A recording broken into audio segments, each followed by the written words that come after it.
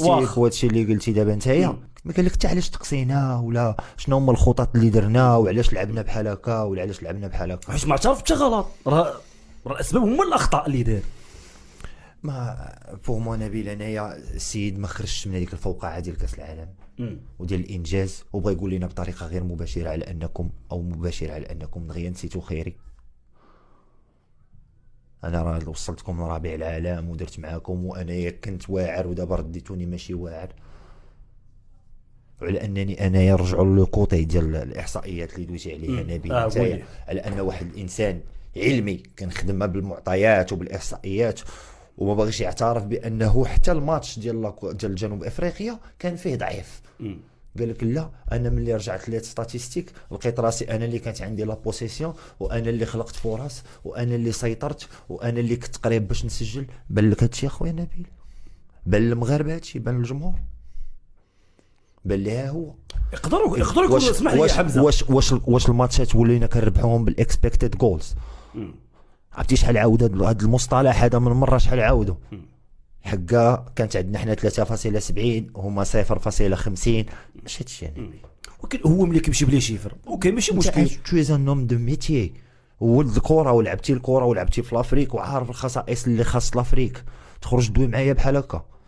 وحنا حنا لاعبين مع الفراقي ديال التروازيام شابو وتقسينا مع فرقه ديال التروازيام شابو واللي لعبنا معاه قبل واحد 3 شهور ولا 4 شهور.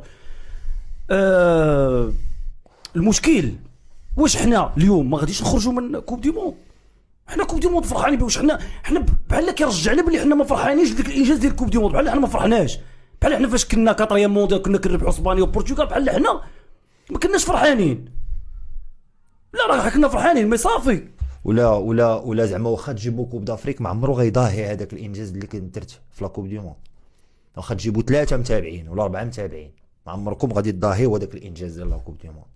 وما عرفتش نحاول نفهم. انا كنحاول نفهم اللي فهمت من الانترفيو، ولا باش تشبت بالاختيارات ديالك بانك انت ما كنتيش غلط وبانك نتايا جايب لعابه ماشي واجدين وما عندهمش كومبيتيتيفيتي، ما عندهمش طون جو، ما بغيتيش تعترف بها. خويا ما عندي ما نقول لك اخويا، الله يستر عليك اخويا، خليها تدوس بحال هكا. خليها. منتخب غامبيا ب3 على نصر الوطنيه.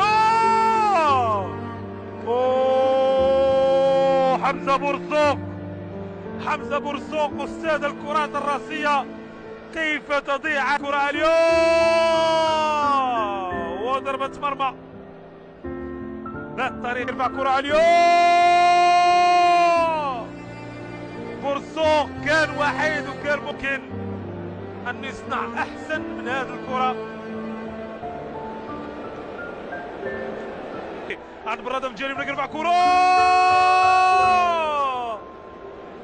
حمزة برزوق، ربما ترك الحظ في المغرب وذهب إلى تنزانيا.